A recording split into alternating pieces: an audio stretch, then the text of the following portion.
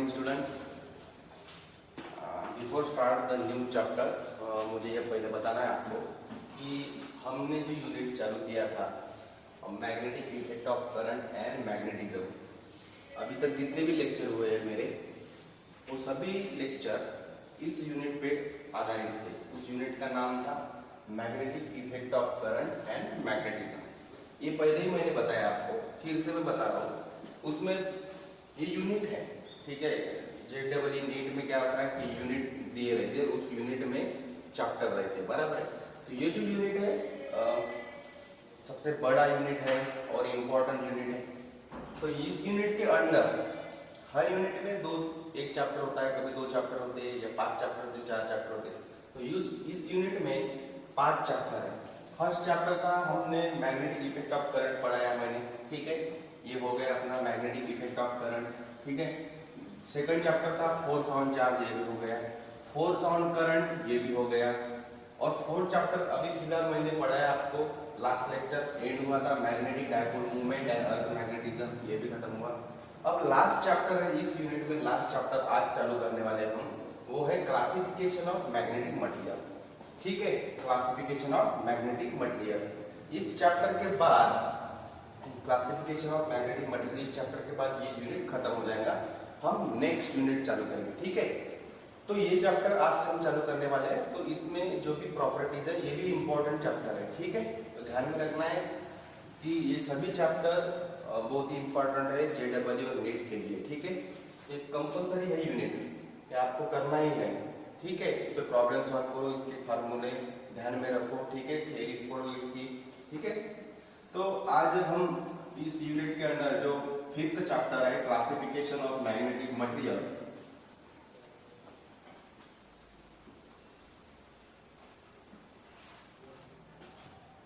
Classification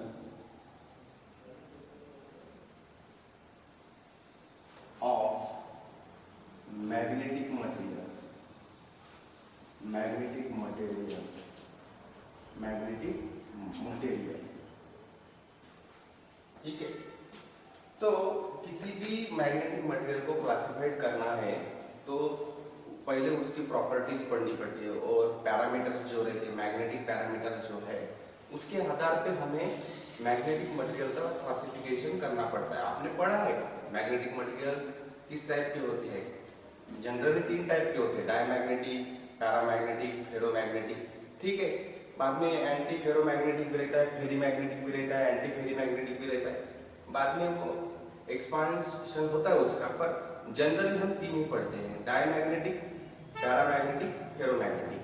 तो ये जो मैग्नेटिक मटेरियल्स है जिन्हें डिस्ट्रीब्यूट किया है 3 कैटेगरी में, डायमैग्नेटिक, पैरामैग्नेटिक, फेरोमैग्नेटिक, पर किसके आधार पे इसको डिस्ट्रीब्यूट किया है, इनको डिवाइड किया है इन 3 मैग्नेटिक मटेरियल में, तो उसके पैरामीटर्स जो है, उसकी जो प्रॉपर्टीज है, मैग्नेटिक प्रॉपर्टीज है, वो हमें पहले पढ़ना पड़ेगा, क्योंकि उसी प्रॉपर्टीज के आधार पे magnetic material distributed into 3 categories, diamagnetic, paramagnetic, ferromagnetic. तो पहले वो प्रॉपर्टीज पढ़ेंगे हम पहले, ठीक है। तो फर्स्ट जो प्रॉपर्टी है वो है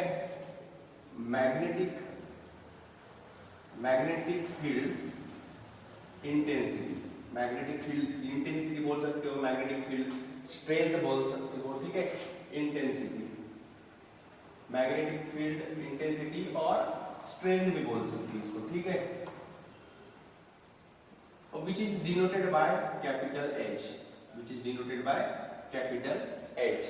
तो मैग्नेटिक फील्ड इंटेंसिटी यानी क्या होता है? Magnetic field intensity means it is a ratio of magnetic field in vacuum. It is a magnetic field, it is a ratio of magnetic field in vacuum upon magnetic permeability in vacuum, magnetic permeability in vacuum, ठीक है। और इसका unit जो है, इसका unit रहता है unit, SI unit है इसका एम्पियर पर मीटर। इसका SI यूनिट क्या है? Ampere per metre. हम इसे मैग्नेटिक स्ट्रेंथ भी कह सकते हैं, इसे हम क्या कह सकते हैं? मैग्नेटिक स्ट्रेंथ भी कह सकते हैं, ठीक है। दूसरी प्रॉपर्टी है मैग्नेटाइजेशन, दूसरी प्रॉपर्टी है मैग्नेटाइजेशन, दूसरी प्रॉपर्टी है मैग्नेटाइजेशन, इंपॉर्टेंट है, which is denoted by I, capital I, magnetisation which is denoted by capital आई।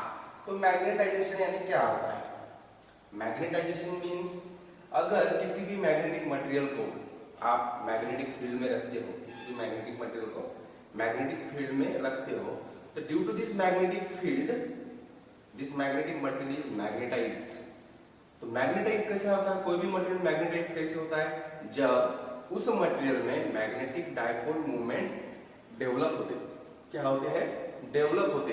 अगर कोई भी एक मटेरियल है, सपोज ये सिलिंड्रिकल शेप बॉडी है, एक मैग्नेटिक मटेरियल है, ठीक है, और इसको अगर मैंने मैग्नेटिक फील्ड में रख दिया तो magnetic field magnetise this magnetic material. How this magnetic material is magnetise? Because the number of magnetic dipole movements develop inside this magnetic material per unit volume. इसका वॉल्यूम है, इस बॉडी को shape है, इस बॉडी को area है, volume है, ठीक है।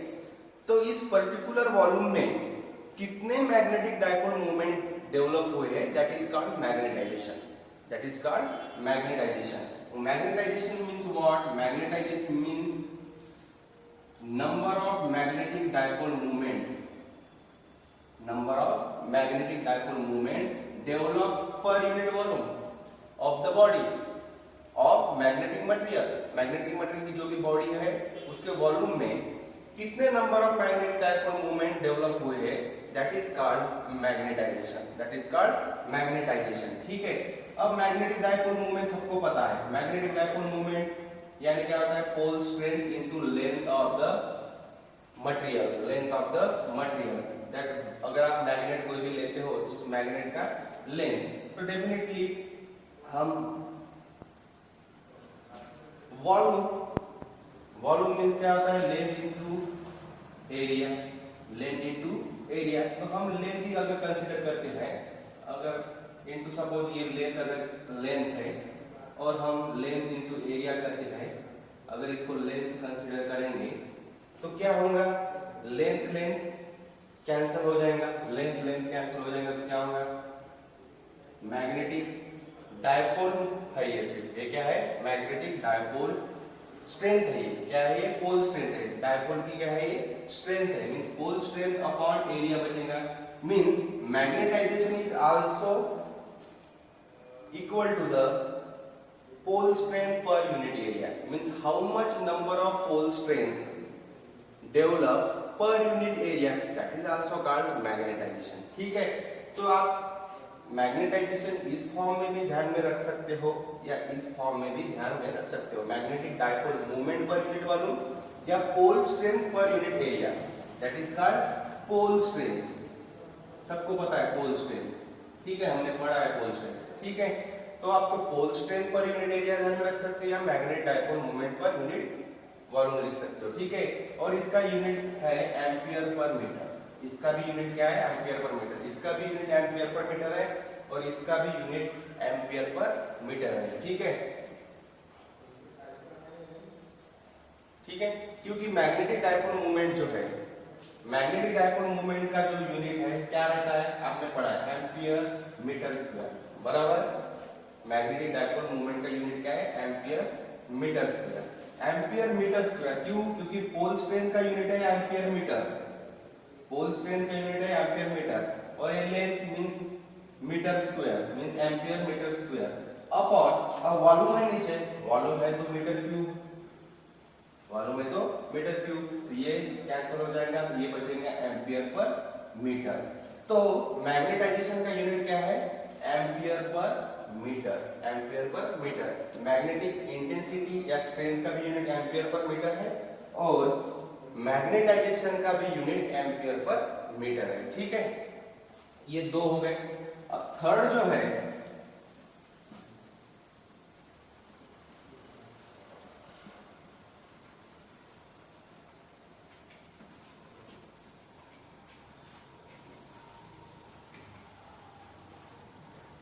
थर्ड जो है वो है मैग्नेटिक फ्लक्स। वो क्या है?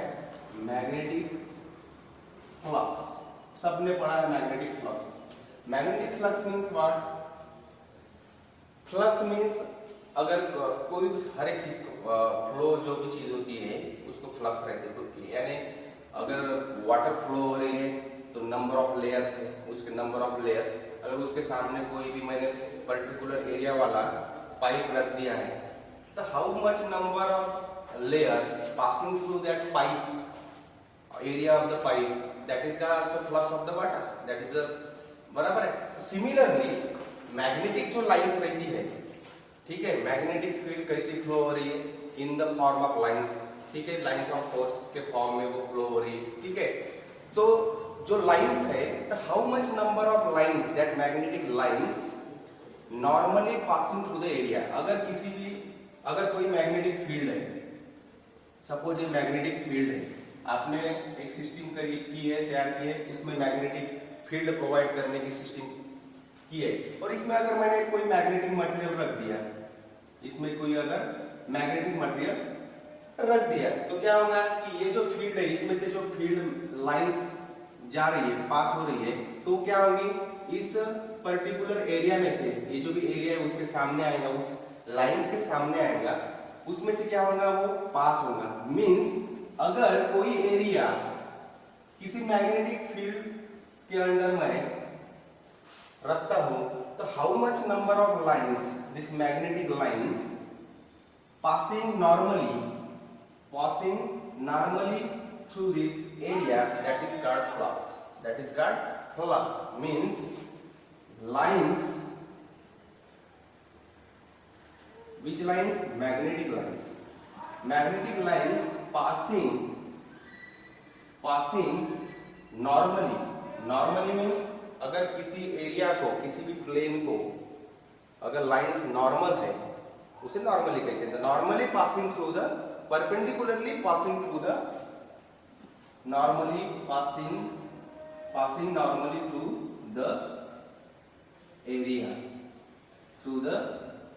That is called flux. उसे क्या कहते हैं हम? फ्लक्स कहते हैं। उसे क्या कहते हैं हम? फ्लक्स कहते हैं, ठीक है।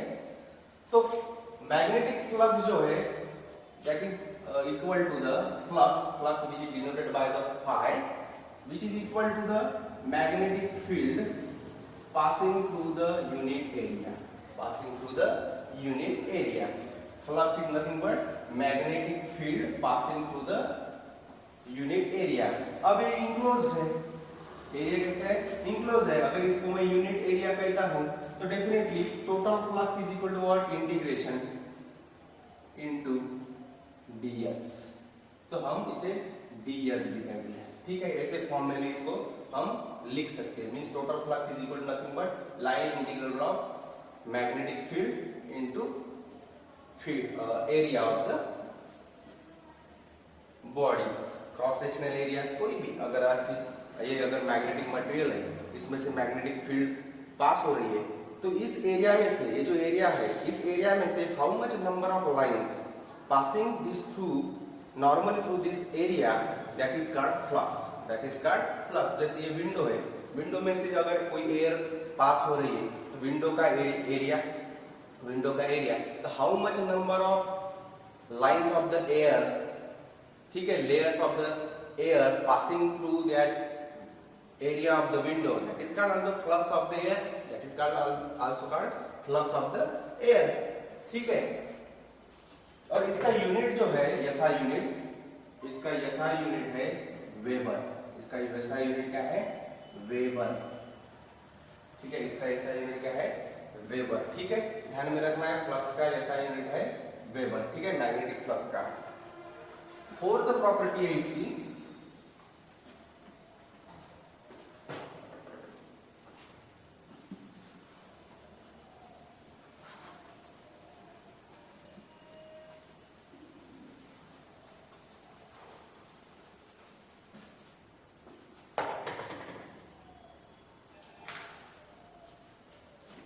इसकी फोर्थ प्रॉपर्टी है मैग्नेटिक इंडक्शन। ध्यान में रखना है, बहुत ही इंपॉर्टेंट है, मैग्नेटिक इंडक्शन, और विच is denoted bye B। Magnetic induction, इसे मैग्नेटिक फील्ड भी कहते हैं, मैग्नेटिक इंडक्शन नाम सुना है इसके पहले आपने, ठीक है। Magnetic induction denoted by B, इसे मैग्नेटिक फील्ड भी कहते हैं, ठीक है। तो मैग्नेटिक इंडक्शन यानी क्या होता है? तो मैग्नेटिक फ्लक्स के ही फॉर्म में मैग्नेटिक इंडक्शन की डेफिनेशन होती है, ठीक है। तो magnetic induction means what? The number of lines, magnetic lines passing through the area of magnetic material, passing through the number of magnetic lines passing through the, you are crossing the unit area of the magnetic material, means magnetic field, magnetic induction is equal to क्या होता है कि magnetic number of lines means flux crossing the unit area of magnetic material, crossing the unit area of the magnetic material, means magnetic induction means number of lines, flux per unit area means magnetic induction, flux per unit area means magnetic induction, means अगर कोई material आप magnetic field में रखते हो, ठीक है, तो कितना इंडक्शन हुआ है? Number of lines induction, number of lines inducting, number of lines inducting per unit area of the magnetic material, that is also called magnetic induction, ठीक है। तो कितना इंडक्शन हुआ मैग्नेटिक मटेरियल का, मैग्नेटिक फील्ड का कितना इंडक्शन हुआ इस मटेरियल में, that is also called the magnetic induction, ठीक है। तो इसकी अगर फिजिकल डेफिनेशन बताई जाए तो magnetic material gives, what gives the magnetic material, ठीक है। तो magnetic material gives the measure of its aptness to acquire the magnetism, means how much magnetic material acquire the magnetism when this magnetic material placed in the particular magnetic field. अगर किसी भी magnetic field में आप magnetic material रखते हो तो कितना magnetism वो एक्वायर करता है, that is called magnetic induction, that is called magnetic induction. तो magnetic induction means flux per unit area, generally ऐसे रखते हैं, और फ्लक्स का यूनिट क्या है? वेबर, फ्लक्स का यूनिट क्या है? Weber per metre square, area का क्या है? Metre square, weber per metre square means that is a magnetic induction unit, ठीक है। अब फॉर एग्जांपल अगर कोई एक मैग्नेटिक फील्ड है, ये मैग्नेटिक फील्ड है V not in the vacuum, magnetic field in vacuum, अगर इसमें आप एक बार मैग्नेट रखते हो, किसी भी मैग्नेटिक मटेरियल का एक बार मैग्नेट रखते हो, तो डेफिनेटली ये जो लाइंस पास हो रही है डेफिनेटली वो क्या होंगी? देखो इधर नेक्स्ट डायग्राम निकालता हूं, क्या करेंगे? इसको मैग्नेटाइज करेंगे, इसको क्या करेंगे? मैग्नेटाइज करेंगे, मींस ये जो लाइंस है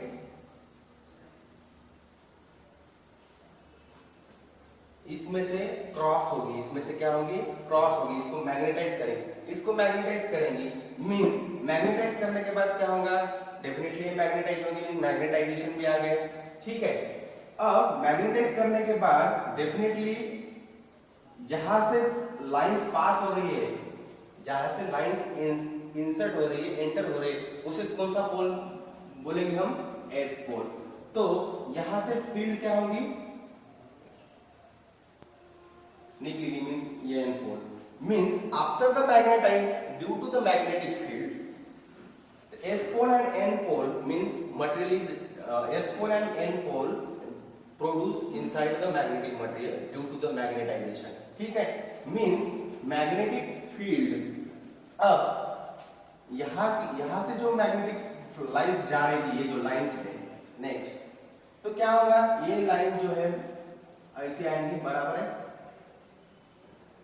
ये भी लाइंस ऐसे आएंगी, ध्यान में रखो, कंफ्यूज मत हो, ये भी लाइन इधर से आएंगी, तो ये जो लाइंस है यहाँ से पास होने वाली है, एक दूसरे को क्या करेंगी? नलीफाई करेंगी, इसके स्ट्रेन के हिसाब से इसको नलीफाई करेंगी, कुछ अमाउंट में वो रहेंगी,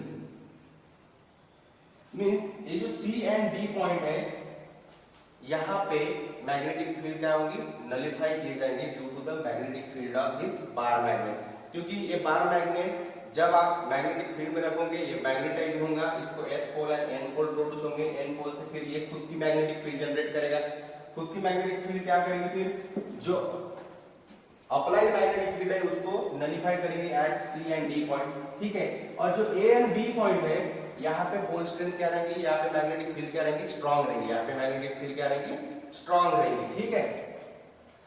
तो magnetic induction means what, the how much number of lines of the magnetic field induct through this cross sectional area of the magnetic material, ठीक है, that is called magnetic induction, ठीक है। समझ में आ रहा है आपको, ठीक है। अब इसका यूनिट जो है, ऐसा unit weber per metre square है, इसको हम डायरेक्ट टेस्ला कहते हैं। वेबर पर मीटर स्क्वायर, इस होल क्वांटिटी को हम कहते हैं टेस्ला, इस डिनोटेड बाय टी, टेस्ला कहते हैं, ठीक है। इसके बहुत सारे और दूसरे यूनिट भी है, न्यूटन पर एम्पियर मीटर है, ठीक है। इसका यूनिट दूसरा न्यूटन पर एम्पियर मीटर भी है, और इसका यूनिट है joule per ampere metre square भी है, ठीक है। न्यूटन पर एम्पियर मीटर भी है इसका unit, joule per ampere metre square भी है। ये फर्स्ट यूनिट, ये सेकंड यूनिट, ये थर्ड यूनिट, ये भी ध्यान में रखना है आपको, ठीक है। That is all about magnetic induction. Now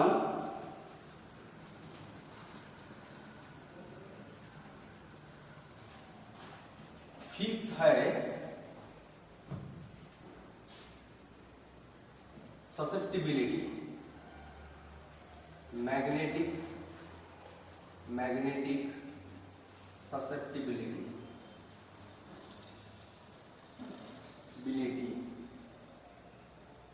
magnetic susceptibility, ठीक है। magnetic susceptibility which is denoted by x, ठीक है। तो magnetic susceptibility means what, which is equal to what, magnetic susceptibility.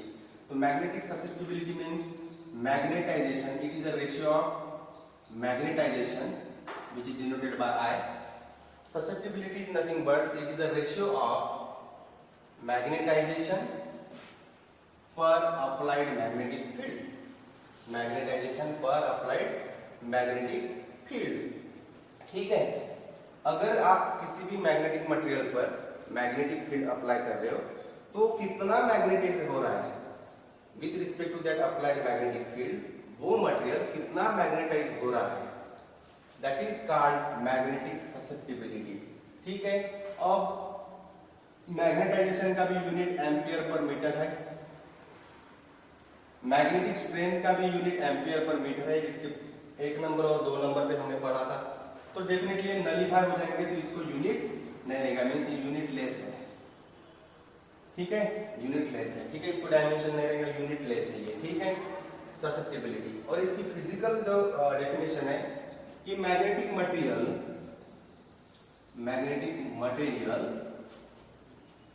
Gives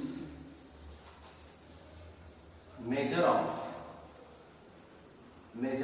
its aptness to acquire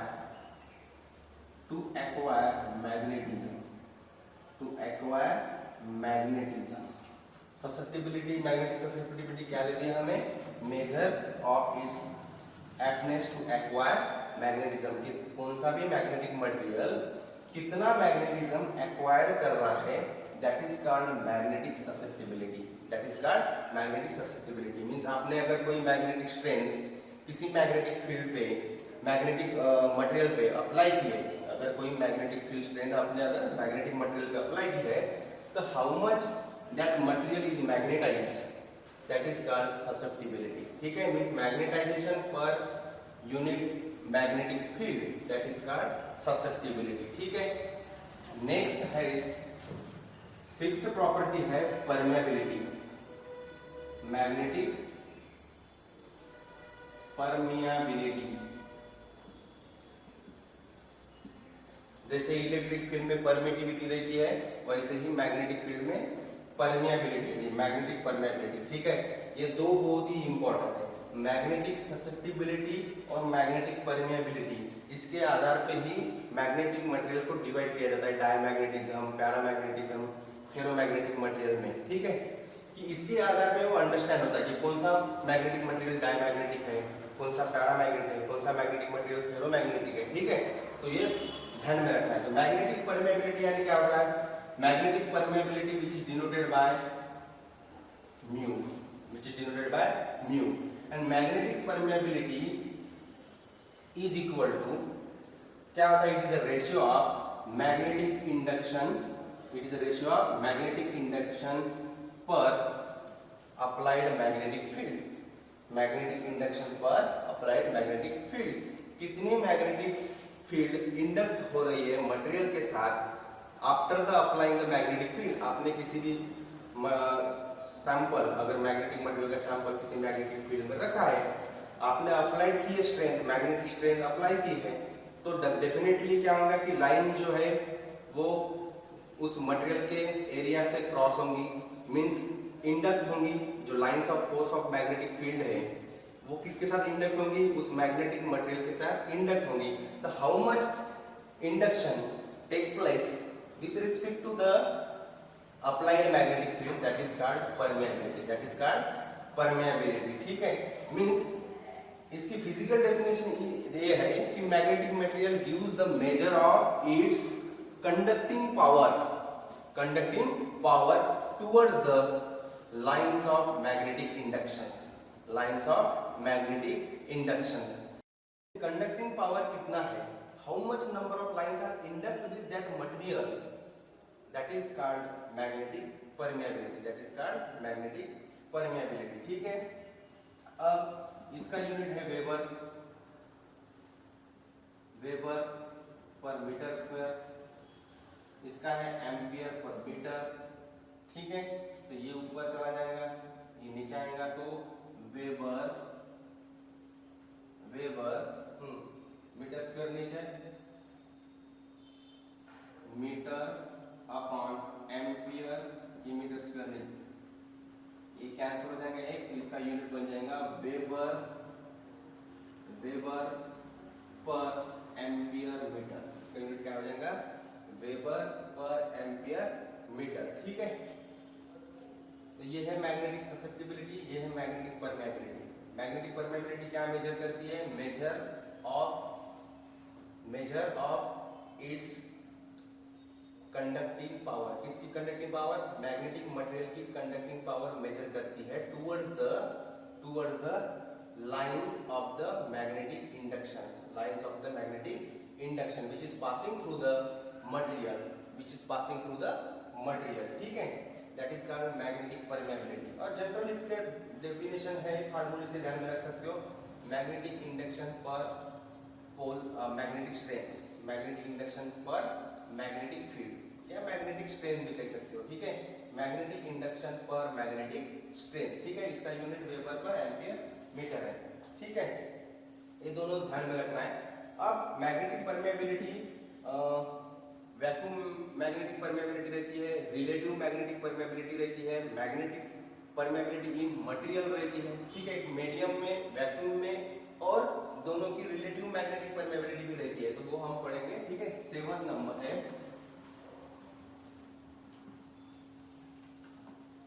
एक equation है magnetic induction का।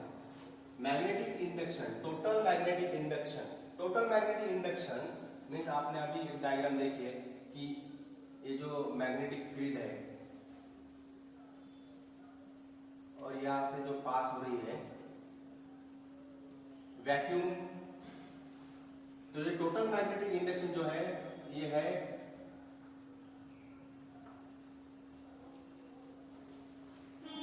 Magnetic induction in vacuum, बराबर है। Magnetic induction in vacuum plus magnetic induction due to the magnetization, magnetic induction due to the magnetization, that is called mu I, ठीक है। Mu I means magnetization, so it is, इसको ऐसे लिख सकते हैं हम mu naught H plus mu naught I, इसको लिख सकते हैं हम म्यू नॉट कॉमन निकाल के एच प्लस आई।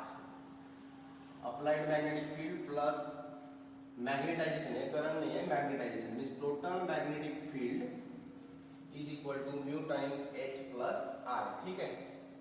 अगर इसको मैंने h से डिवाइड किया है, इस इक्वेशन को h से अगर मैं डिवाइड करता हूं, डिवाइड बाय h, तो क्या होगा, ये इक्वेशन क्या होगा, b bye h is equal to mu naught h by h, इसको भी डिवाइड करना पड़ेगा, लेफ्ट हैंड साइड और राइट हैंड साइड h से डिवाइड करना है आपको, तो ये होगा 1 बराबर है, h by h 1 plus I by h, ठीक है। तो b bye h magnetic permeability in material, magnetic permeability in material in medium, ठीक है, is equal to magnetic permeability in vacuum 1 plus I upon h, अभी पढ़ा है हमने, susceptibility होता है magnetisation per, applied magnetic field susceptibility होता है, ठीक है। अब इसको मैं इधर लेके आता हूं, ये मल्टीप्लिकेशन है तो यहाँ पे डिवीजन में हो जाएगा, तो mu upon mu naught is equal to 1 plus susceptibility. ये जो रेशियो है magnetic permeability in medium divided by magnetic material in vacuum, ये होता है म्यू आर, ठीक है, mu upon mu naught is equal to mu R, this is the relative permeability is equal to 1 plus susceptibility. ये relation ध्यान में रखना, अगर ससेप्टिबिलिटी दी है तो आपको रिलेटिव परमेबिलिटी निकालने का है, तो ये फार्मूला आप यूज कर सकते हो, ठीक है। This is all about the magnetic properties of the magnetic material, ठीक है। नेक्स्ट लेक्चर में मैग्नेटिक प्रॉपर्टी स्टार्ट करेंगे। Thank you.